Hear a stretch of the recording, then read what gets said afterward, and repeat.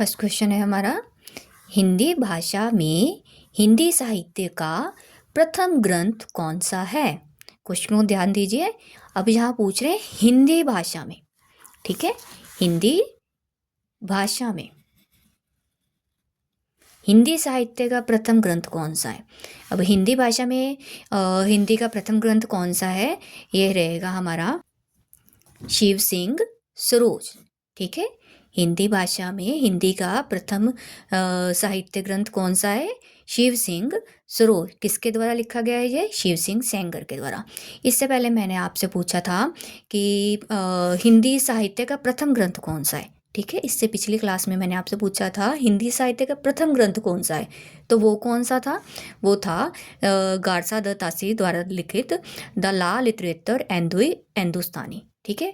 और सच्चे अर्थों में हिंदी साहित्य का प्रथम इतिहास ग्रंथ कौन सा था, द मॉडर्न वर्नेक्युलर लिटरेचर ऑफ हिंदुस्तानी, ठीक है। अब हिंदी भाषा में हिंदी साहित्य का, ठीक है, अब यहाँ आ रहा है हिंदी भाषा में हिंदी साहित्य का प्रथम ग्रंथ कौन सा है, तो ये रहेगा शिव सिंह सरोज, ठीक है। क्लियर है पॉइंट, ये इंपॉर्टेंट पॉइंट्स रहेंगे, आपको एग्जाम में पता होना चाहिए, ऐसे क्वेश्चन घुमाकर पूछे जाते हैं। देखिए अब अगला क्वेश्चन, शिव सिंह सेंगर ने हिंदी का प्रथम कवि, हिंदी का प्रथम कवि किसे माना है, ठीक है। शिव सिंह सेंगर ने हिंदी का प्रथम कवि किसे माना है, इन्होंने माना है पुष्यदंत पूड़ को, ठीक है। इन्होंने पुष्यदंत पूड़ को हिंदी का प्रथम कवि माना है। पुष्यदंत पूड़ को इन्होंने बाखा की जड़ भी कहा है, ठीक है। बाखा की जड़ भी शिव सिंह सेंगर जी के द्वारा पुष्यदंत पूड़ को कहा गया है।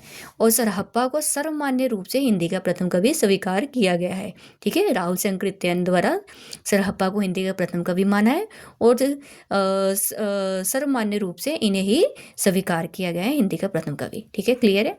अगला क्वेश्चन, शिव सिंह सरोज को वृत्त संग्रह किसने कहा है। शिव सिंह सरोज को वृत्त संग्रह, देखिए वृत्त संग्रह किसने कहा है, आचार्य रामचंद्र शुक्ल जी ने, ठीक है। आचार्य रामचंद्र शुक्ल जी ने शिव सिंह सरोज को वृत्त संग्रह कहा है। ऐसे इंपॉर्टेंट नॉलेज के लिए आप हिंदी मंथन विद गीतिका को सब्सक्राइब कर लें।